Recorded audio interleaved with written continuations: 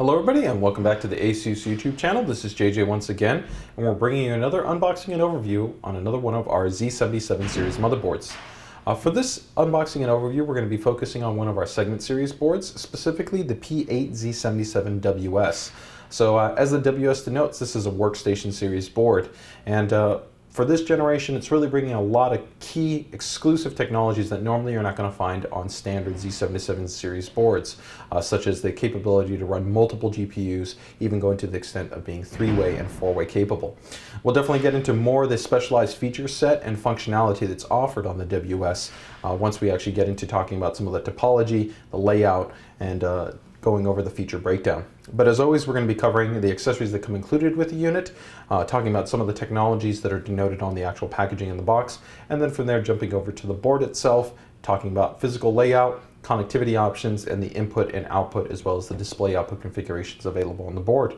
So with that, let's go ahead and actually get started with the accessories that come included with this board. Starting from here, first and foremost, of course, we've got the user guide and manual. So this is going to give you all the information on how the PCIe lanes break down, what are the connectivity options in terms of how to, let's say, enable teaming support through the two Intel Gigabit L series LAN controllers that are on the motherboard, CPU specification support like Xeon microcode compatibility, and a whole bunch of other stuff that might be specific to you setting up a WS series board. We've got our Q connector.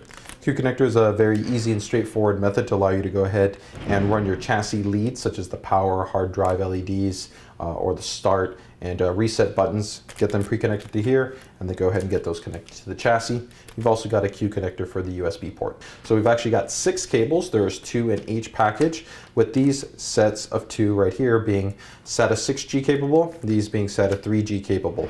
So on our motherboard, we actually got 8 serial ATA ports on the board. So these would be for the 4 SATA 6G ports. This would be for 2 of the SATA 3G ports. So total 6 cables here. And then looking over at our next package, we've got another 2 SATA 3G cables. So that would total 8 cables. In addition to that, you've got an adapter right here. This is going to allow you to go ahead and take 4-pin power Molex connections and be able to supply that to the serial ATA Molex-based connections. So it gives you a little bit of flexibility for legacy support there. Next over here, we've got a serial Comport adapter. So you can go ahead and plug that into the board, allow you to go ahead and have a serial output. This is good for specialized equipment that might still be using this RS32 interface for sending out data. Next over here, we've got a bracket. The bracket will go ahead and enable a 1394 FireWire connection, which, while being a legacy connection, is still useful to a limited amount of editors out there, or people that still might have some legacy storage devices such as an external hard drive. This actual cable will also go ahead and equip to you 2 additional USB 2 ports on the motherboard as well. Now we get to the next item, which makes it very interesting in terms of the connectivity. So we'll start off with just an SLI bridge. This is an extended length bridge.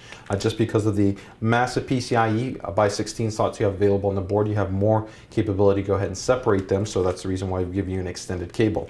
Now, keep in mind that the majority of bridges we're going to show you are all SLI. If you're a Crossfire-based user, then you're going to want to make sure and check the packaging for your AMD graphics card, which should generally come included with the corresponding Crossfire cables. We then jump over to a 3-way hardwired bridge. Next over, we jump over to something really special, 4-way bridge. So as I noted before, what makes this board one of the unique boards out there in terms of not only our product stack, but in terms of just general Z77 boards, is the capability for this board to run 3-way and 4-way SLI or 3-way and 4-way Crossfire. Due to the PCIe lane limitations, most boards on the market are only going to be looking at 2-way configurations, whether that be SLI or Crossfire. So we do give you these equipped bridges to be able to enable 3-way and 4-way support. And then lastly, we've got our support DVD here. It includes all the software such as AI Suite 2, which will give you access to all our cool advanced functionality software, such as USB 3 boost and other things along those lines. And of course, also has your drivers. But make sure to check out support.asus.com for the latest version of that software. Now, normally we also would have reflected that the unit does come included with the I/O shield, but this unit right here, it's a final pre-production sample that we've received, so everything you're seeing here is representative of the final product, but we don't have got the I/O shield on hand, but that will come included with the accessories. So next up, let's go ahead and take a look at the box and some of the technologies that are featured on it. So here on the initial flap, we've got one really big icon that's really large, and that's going to be this graphics boost. What this is designating is something that I've already talked about, is that this board's capability of being able to run multiple GPUs in excess of two-way configurations, whether that's two-way SLI or two-way Crossfire. This board takes advantage of a unique Gen 3 PLX switching chip that's on board that allows us to go ahead and take advantage of being able to enable three-way and four-way configurations, but while maintaining Gen 3 operation mode. For competing products that are out there on the marketplace that might be using a legacy solution like an NF200, you want to be aware that that's going to limit your overall bandwidth, because it's not going to be able to maintain the Gen 3 enhanced bandwidth and efficiency pipeline.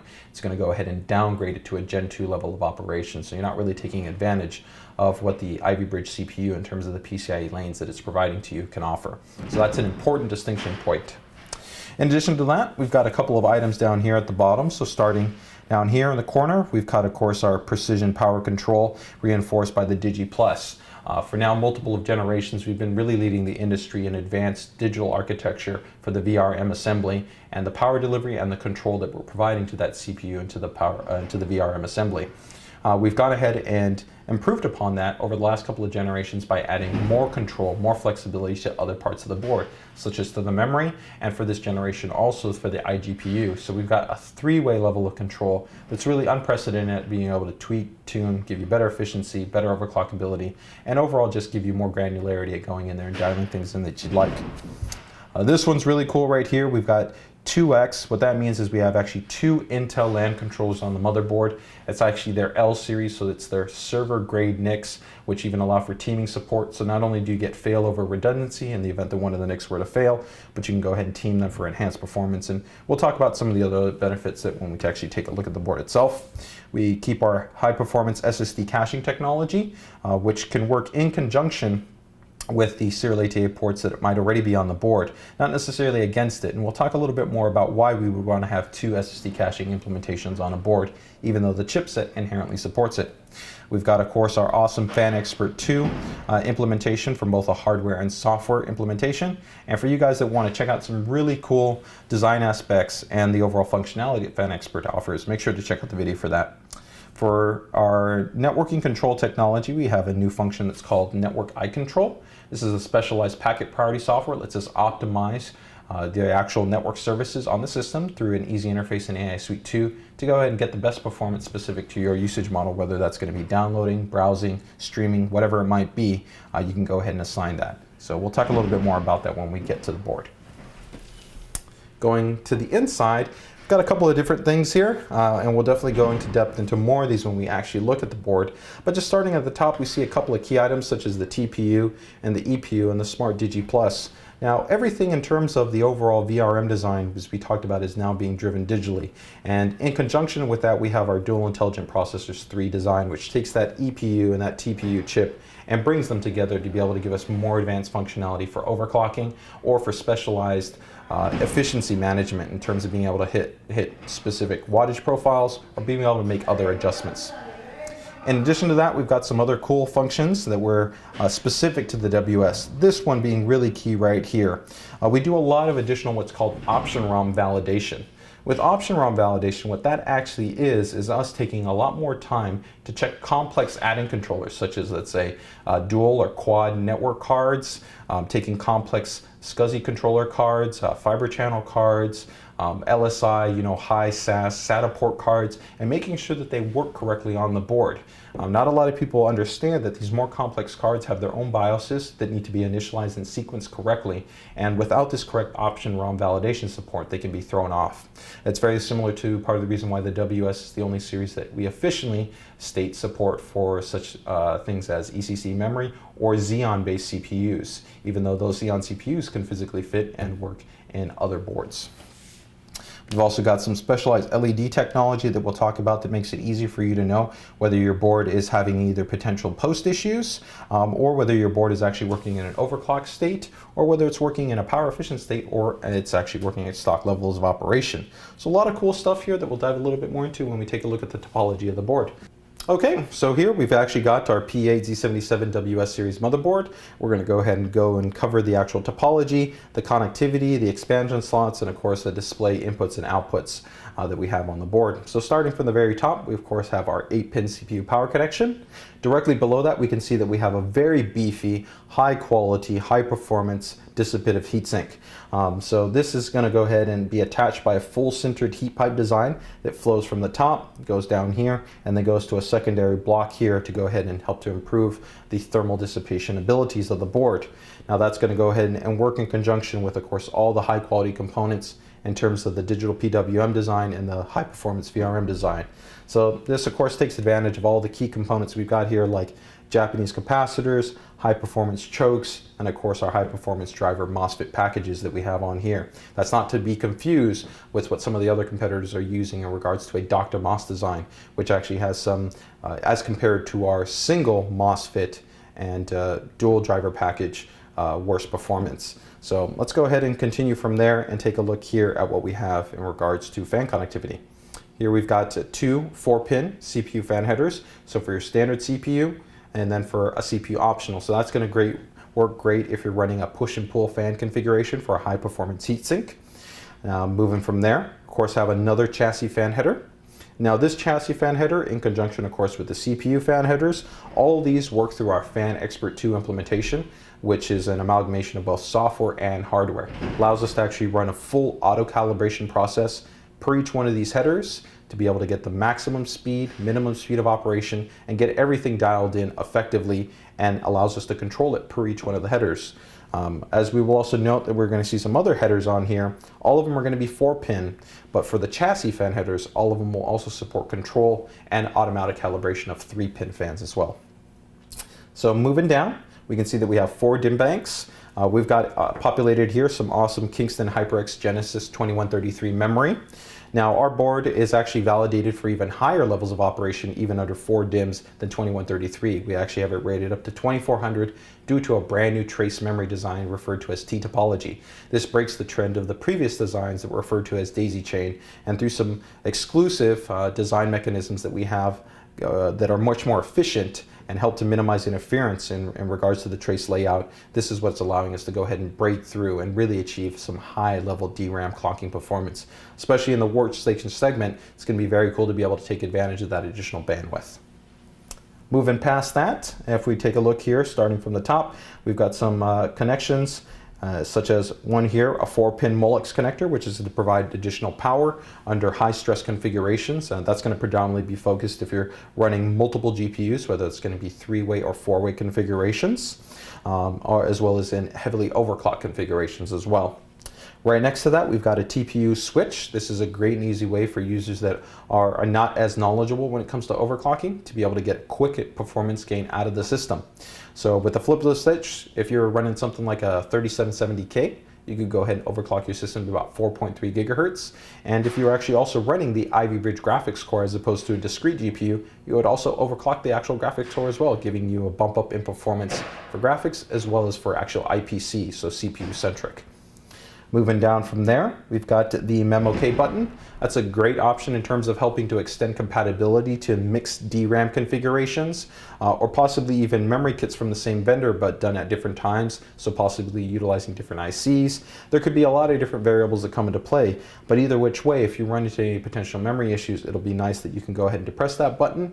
It'll attempt to go ahead and run to some very low-level safe defaults in terms of the timings and the frequency for the memory, to allow your system to successfully post, and then you can go in there and try to manually tune things up, get things a little bit more optimally set. For you overclockers out there, it's also a nice alternative as opposed to using a clear CMOS button, which will clear out all your UEFI values. Instead, you could go ahead and depress that and just reset frequency parameters as opposed to losing all your settings like RAID configurations or fan settings. Down from there, we've got our 24-pin motherboard power connection. Moving past that, we've got another 4-pin chassis fan header. And right on the inside of that, and we can see we have a front USB 3 header. That's provided by the actual 4-port controller that's embedded in the Z77 chipset. So these are driven by the actual Intel USB 3 controller, which we can enhance through our USB 3 boost technology, which in our testing with high-speed flash devices, we've actually been able to exceed over 400 megabytes read and write performance. So really impressive what we can do with our USB 3 boost, especially compared to the normal stock level of operation. Moving down from there, of course, we've got some expansive SATA connectivity. We have 8 serial ATA ports, with the 2 on top being our add-in SSD caching SATA 6G capable ports, capable of RAID. Right below that, we've got the native SATA 6G ports provided by the PCH, and then below that we have 4 SATA 3G ports that are also provided by the PCH. Now, as I noted before, this board actually supports a technology called ASUS Ssd Caching. Now, why would we want to have SSD caching if the chipset already supports it? And the main reason why is flexibility, as well as enhanced performance. For one, most users in this type of segment, they might be considering a high performance type of RAID configuration. And if you're using SSDs, you're going to definitely want to take advantage of your SATA 6G ports, as those provide the most bandwidth because they're directly connected to the PCH.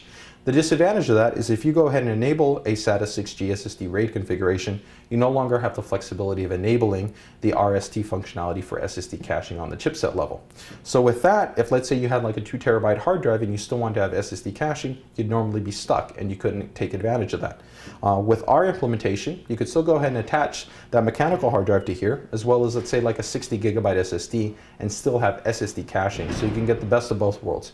Increase responsiveness and overall performance for your local storage array, and then from there have the fastest level of performance for your rated volume that are running off the PCH. Moving past that, we can see here at the very bottom, we've got chassis connectivity, and this is going to be for such connections such as the HD LED, the power LED, the restart, the power on for your system. Okay, and that's also where you would make the connection to your Q connector. Moving on from there, we've got the debug postcode LED.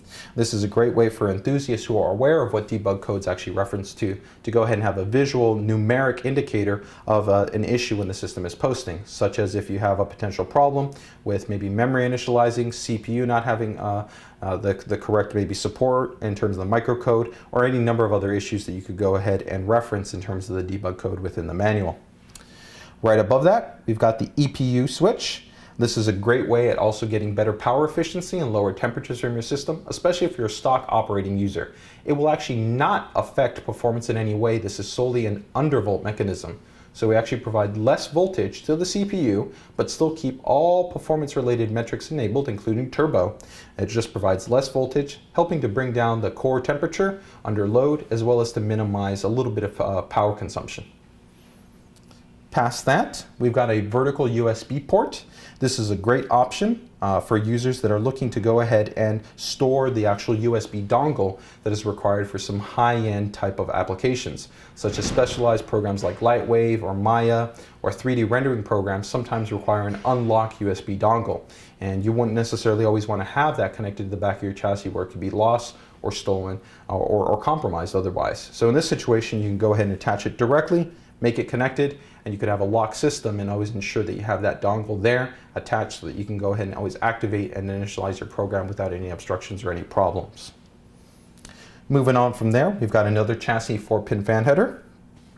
We then have here our TPM support. So this is going to be the trusted module. This is great for advanced security functionality for users that are in that segment that require a much more advanced level of protection in terms of storage of data. Going on from there, we've got 2 more front USB 2.0 connections for the front of your chassis. We then have your power and your reset buttons. You then have that Comport serial port connection. And then from there, you have the 1394 Firewire connection for that breakout cable that we referenced in the accessory breakdown. Now, floating up from here, if we go all the way to the top, we have an HD audio connection. So that's going to be for the front HD audio on your chassis. And then moving down from here, we've got a lot of PCIe connectivity. So as you can see, there's no legacy support here because this is a board focused at performance connectivity for GPUs, for GPU compute cards, professional capture cards, complex storage cards, and things along those lines. So looking from the very top, we've got a physical by 16. This is going to be Gen 3 operation, as well as electrical 16 by operation if you're running one single card. We then have another physical by 16, a physical by 1, a physical by 16, a physical by 1, and then another physical by 16. With these two blue denoting that you have the flexibility of being able to run 16 by 16 configuration, assuming that you're running a standard SLI or Crossfire configuration.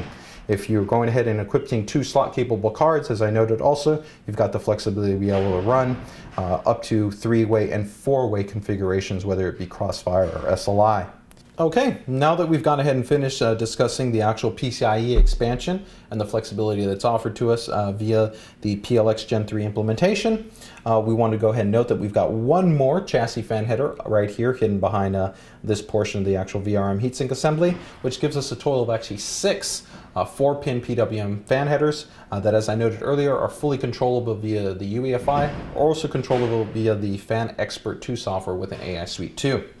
So with that noted, we want to go ahead and talk about our 2 diagnostic LED systems that we have featured here on the WS that can go ahead and make troubleshooting as well as visual validation of what's going on with the board a much more streamlined and easy process. So we first have our QLED lighting system. So this is actually 4 LEDs that are sprinkled out throughout the board that go ahead and give us information reflecting the post functionality of the board. So let's go ahead and start off with the very first one, which right here, it's right next to the actual Memo K button. And this would actually be the QLED code for DRAM. So in the event that you potentially have a DRAM initialization issue at post, that LED would go ahead and light up and let you know that there's something going on there. So once again, we have the DRAM debug LED. Moving over to the next one, we've got the Diag Cpu Q Led. That's right here. So that's a very easy visual method in terms of that LED being right there. Once again, it will go ahead and light and let you know that there's an issue with initializing that CPU during the post process. Okay. Next up, we've got the Vga Diag Led right here.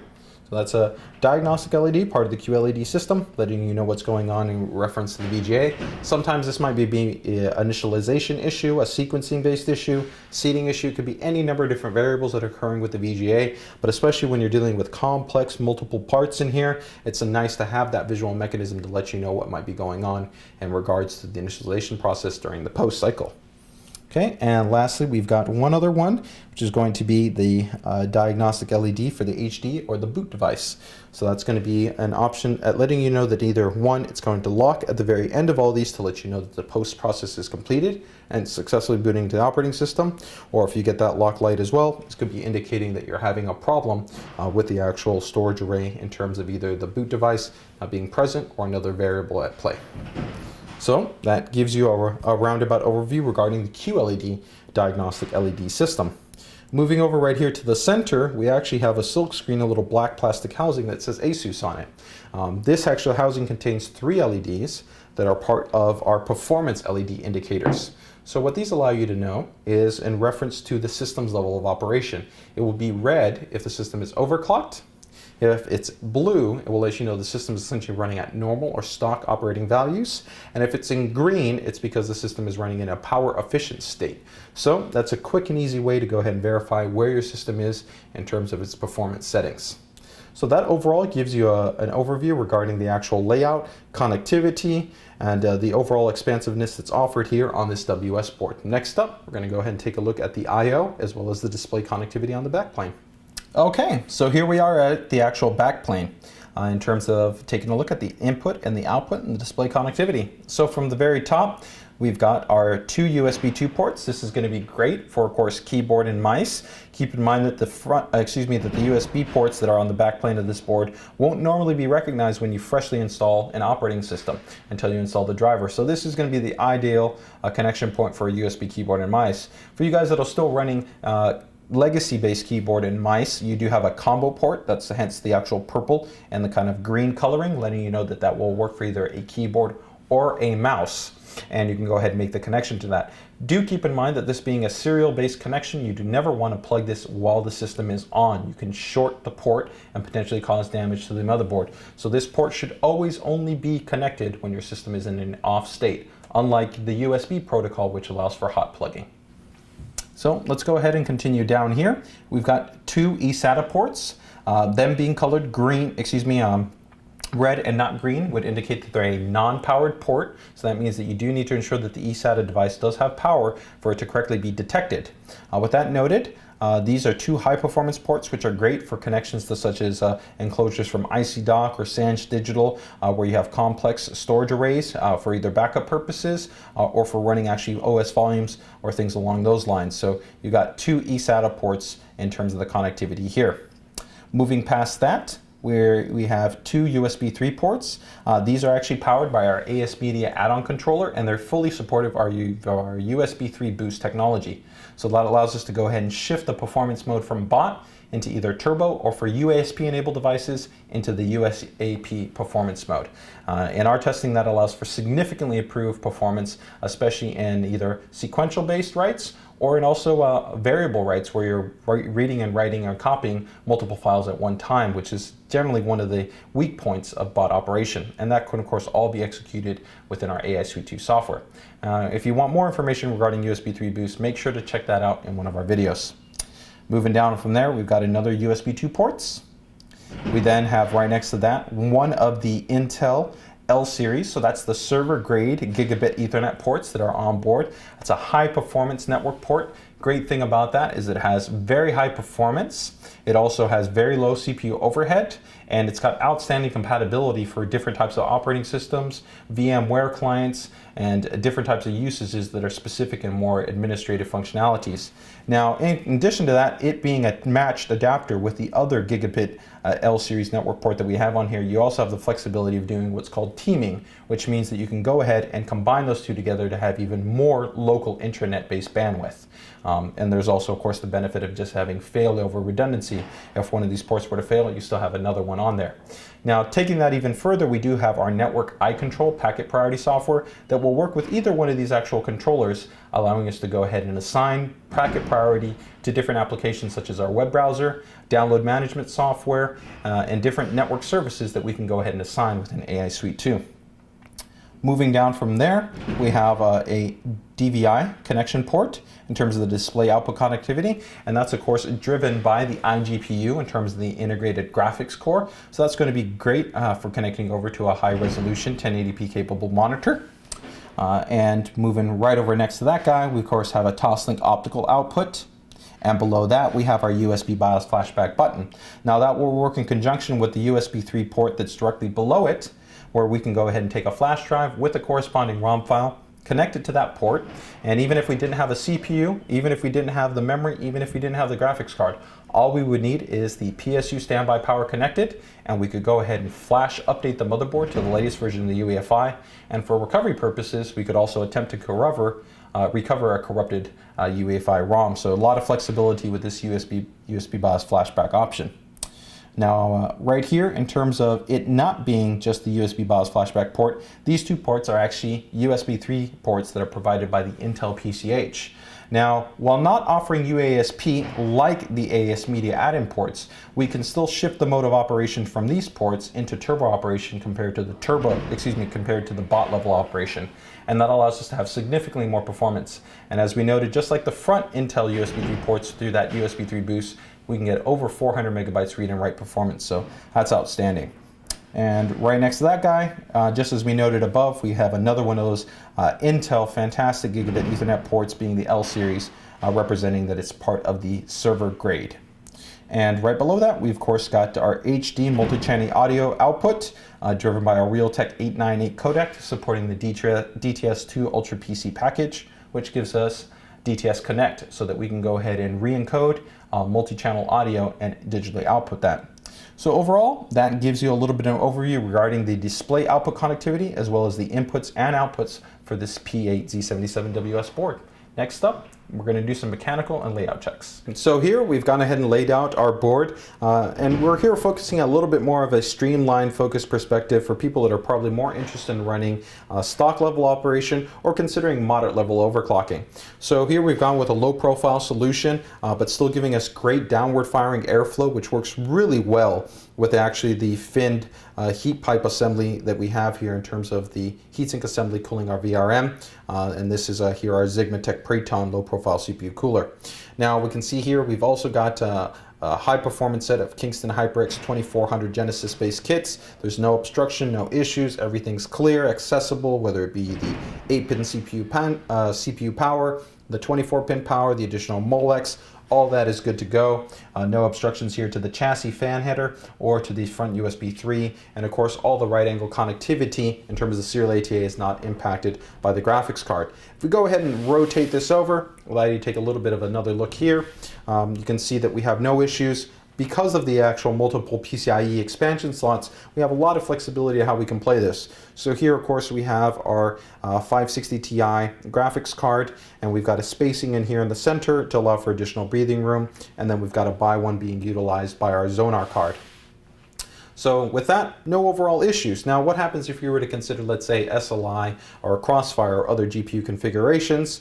We could go ahead and, let's say, remove this card. You could go ahead and place the secondary card in this slot, and even with it being a 2-slot capable card, you would still then have this bottom slot available to you so that we could go ahead and put this card, and then you would still be able to leave that center of area available to you.